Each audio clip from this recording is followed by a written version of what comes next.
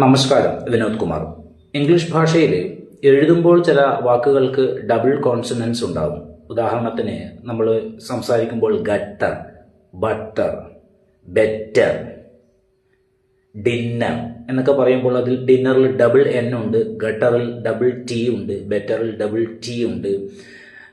പക്ഷെ അത് ഉച്ചരിക്കുമ്പോൾ ഒന്നായിട്ട് ഒരു കോൺസണൻസ് ഉള്ള പോലെ മാത്രമേ ഉച്ചരിക്കാറുള്ളൂ. So gutter is not correct, it is gutter. Better alla, it is better. It is not water, it is water. It is not dinner, it is dinner. Doubling of the consonants എഴുത്തിൽ സംഭവിക്കുമ്പോഴും ഉച്ചാരണത്തിൽ അത് ഒന്നായിട്ട് മാത്രമേ ഉച്ചരിക്കത്തുള്ളൂ. So once again, it's not gutter, it is gutter.